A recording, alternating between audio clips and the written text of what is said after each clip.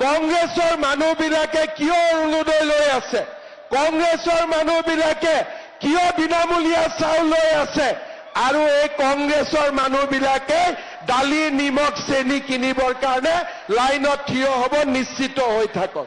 তাৰ মানে কংগ্ৰেছে লৈ থাকিব লাগে, আমি বিজেপি খিনিয়ে ল'ব নালাগে। কংগ্ৰেছৰ কথাটো হ'ল সেইটো। কিন্তু আমি কংগ্ৰেছকো দিছো, বিজেপিকো দিছো। আমি দুখীয়া আৰু ধনীৰ পাৰ্থক্য আমি বিচাৰ কৰা নাই। এজনে ক'লে যে মিঠাতেল দিব নালাগে, তেতিয়া মই ক'লো সৰুতেতো মোৰ জ্বৰ হলে মায়েতো মিঠাতেল গৰম কৰিয়ে ভৰি তলত মালিচ কৰিছিলে। কৰে নে নাই আপোনালোকে? কৰে নে নাই?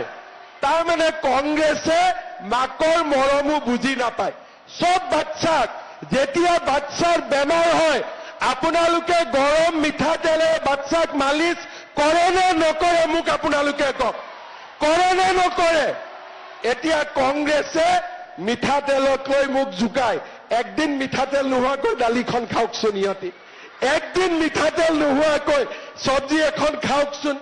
তাৰমানে মই এইটোৱে বুজিলো যে এই কংগ্ৰেছৰ মানুহবিলাকক তেওঁলোকৰ মাকে সৰুতে চিনি পাইছিল যে ই আগত গৈ কংগ্ৰেছে হ'ব, সেইকাৰণে তাৰ জ্বৰ উঠিলেও তাক তেলেদি কেতিয়াও মালিচ নকৰিছিলে। সিহঁতে আগতে মাকেতো চিনিয়ে পায়, মাকেতো কোন বাচ্চা কি হ'ব আগতে বুজি পায়। গতিকে মাকে বুজি পালে যে ই ডাঙৰ হয় ডাক্তৰ ইঞ্জিনিয়াৰ নহয়, ই ডাঙৰ হয় কংগ্ৰেছীয়ে হ'ব। সেইকাৰণে তেওঁলোকক কেতিয়াও মিঠাতেলেদি মালিচ কৰা নাছিলে।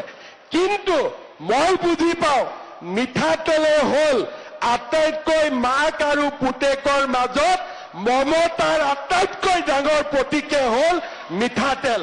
আৰু সেইকাৰণে আমি যিহেতু আমাৰ মায়ে আমাক মিঠাতেল মালিচ কৰাই কৰাই ডাঙৰ কৰিছিলে, সেইকাৰণে আমি মাৰ মৰম বুজি পাওঁ। মই ঠিক কৈছো নে নাই কওক?